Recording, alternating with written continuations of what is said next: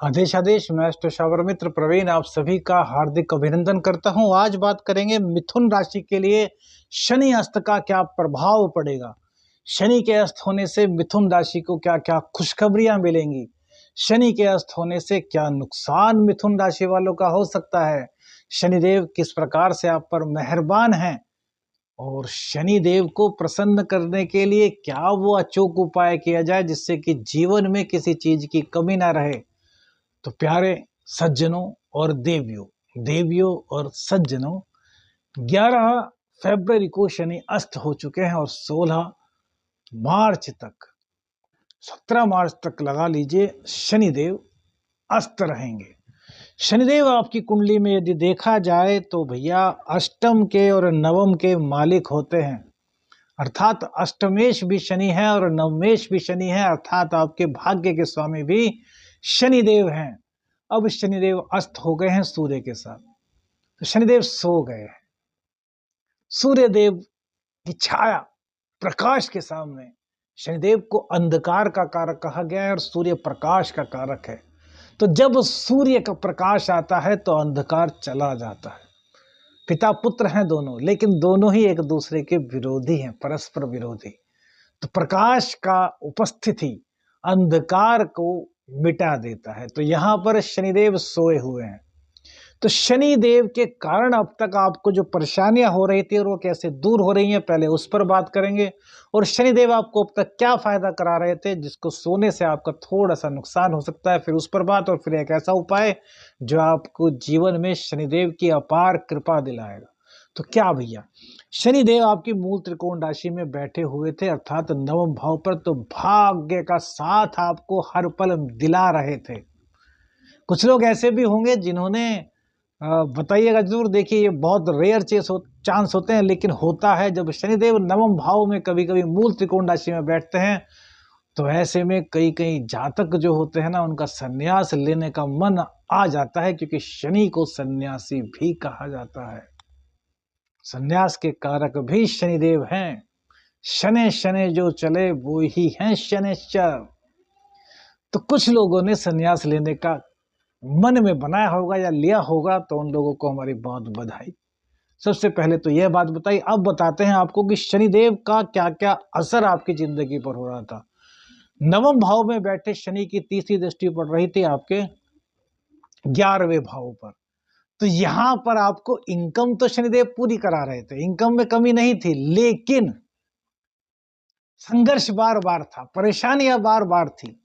उस पार्टी से पेमेंट लेनी है, अरे चलो हम उनके पास चलते हैं, हम उनके पास चले गए। पता चला यार वो तो अभी 2 मिनट पहले ही निकल गए। कॉल लगाया, सर कहाँ हैं, हम पेमेंट लेने आए थे। कोई बात नहीं, आप वेट कीजिए, 1-2 घंटे में आते हैं। 1-2 घंटे इधर उधर टहले, फिर वहीं पर आगे, फिर कॉल किया, सर क्या हो, अरे यार आज हम भूल गए, आपसे कहा था आने के लिए, आप एक काम कीजिएगा, कल आपसे मिलते हैं। इसी तरीके से पैसे तो आपको दिलाए होंगे, इनकम तो आपकी कराई होगी, लेकिन आपको बार बार इनकम को प्राप्त करने में परेशानियां भी शनिदेव ने दी होगी। जो गलत कह रहे हैं क्या, दिल पर हाथ रख करके बोल दीजिए, है ऐसा? कमेंट्स कीजिए भैया, कमेंट्स करके बताइए, तभी तो हमको भी पता चलेगा कि हाँ हम जो बता रहे हैं वो आपके साथ हुआ है या नहीं। शनिदेव के कारण इनकम बढ़ रही थी, यह बात सत्य है, लेकिन इनकम को प्राप्त करने में आपको बार बार परेशानी महसूस हो रही थी। सिर दर्द आपका हो रहा था, चक्कर आपको काटने पड़ रहे थे। कई कई चक्कर काटने पर आपको धन की प्राप्ति हो रही थी। शनि देव की 7वीं दृष्टि आपके तृतीय भाव पर थी। तो यहां पर शनिदेव ने क्या किया था, शनि देव की दृष्टि जो हम 11वें भाव पर बात कर रहे हैं, जो आपको परेशानियों का सामना करना पड़ रहा था, अब शनि के अस्त होने से आपको वो परेशानियों का सामना नहीं करना पड़ेगा, चक्कर नहीं काटने पड़ेंगे। 1-2 बार जाएंगे, आपका काम हो जाएगा, पेमेंट आपका हो जाएगा। इनकम को प्राप्त करने में जो परेशानी आपकी हो रही थी, शनि के अस्त होने से वो सब चीजें आपके पक्ष में हो जाएंगी। बहुत पॉजिटिव रिजल्ट यहाँ पर शनिदेव आपको दिला रहे हैं। तब मायूस मत होजिए। शनिदेव के अस्त होने का सबसे पहला फायदा तो ये। दूसरा फायदा, शनिदेव तृतीय भाव पर देख रहे थे तो आपके अंदर आलस्य को भर दिया होगा। एक तो आपको काम करने की ललक तो है, लेकिन चाहते हुए भी आप लेट उठे और ना जा पाए, फिर सोचा यार अब तो लेट हो गए, अब जाकर के क्या करेंगे, कल बात करेंगे उनसे। बस यही आलस्य छाया और कल का काम। कहते हैं ना कि कल करे सो परसों, परसों करे सो तरसों। यानी कि कल परसों तरसों होता होता वो काम ही डिले हो गया। आलस्य, आलस्य आपका बिल्कुल इन 36 दिनों में गायब हो जाएगा। आप खुद को एनर्जेटिक महसूस करेंगे, आपके अंदर एक प्रकाश विद्यमान रहेगा, कार्य करने का हौसला आपका बुलंद हो जाएगा, पुरुषार्थ आपका इन 36 दिनों में बढ़ जाएगा, क्योंकि शनिदेव अस्त हो चुके हैं। शनिदेव का अस्त होना आपके पराक्रम के लिए बहुत अच्छी बात है। छोटे भाई बहनों की आप मदद कर पाएंगे। पहले उनसे थोड़े कट रहे थे अपने काम की अधिकता के चलते, लेकिन अब छोटे भाई बहनों को भी आप सपोर्ट करेंगे, जितने आप सामर्थ्यवान हैं उनको सपोर्ट करेंगे। कुछ अपने भाई बहनों के लिए तो कुछ अपने लिए आपकी यात्राएं होंगी, उसमें कोई विघ्न नहीं पड़ेगा। सूर्य उदय के बाद उठने का मन करता था तो अब जल्दी उठ जाएंगे। हो सकता है जल्दी उठ करके अब पूजा पाठ में भी आपका मन लगना शुरू हो जाए, क्योंकि गुरुदेव की दृष्टि भी आपके पंचम भाव पर है। तो यहाँ पर तो शनिदेव आपको पूरा निहाल कर रहे हैं, आपके आलस्य को परित्याग कर रहे हैं। अब इसके बाद शनिदेव की जो तीसरी दृष्टि, सॉरी 10वीं दृष्टि थी, वो थी आपके रोग रिपु ऋण के घर पर। यहां पर इनकी दृष्टि कारक मानी जाती है। तो रोग रिपु ऋण को तो ये समाप्त कर रहे थे, विच्छेद कर रहे थे। तो अब थोड़े से शनिदेव के अस्त होने से आपके कॉम्पिटिटर्स जो हैं वो सर उठा सकते हैं। कर कुछ नहीं पाएंगे आपको, लेकिन सर उठा सकते हैं भैया। कर क्यों नहीं पाएंगे यह भी सुन लीजिए, क्योंकि गुरुदेव की दृष्टि जो है वो पंचम भाव पर है, तो आपका ज्ञान भाव मजबूत हो रहा है, आपका बुद्धि बल मजबूत हो रहा है, और शनिदेव ने आपके पुरुषार्थ को बढ़ा दिया है। और जहां आलस्य नहीं होती ना, वहां कॉम्पिटिटर जल्दी से हावी नहीं हो पाते। एक आलस्य ही है जो सबसे ज्यादा हम पर कॉम्पिटिटर्स को हावी कराता है।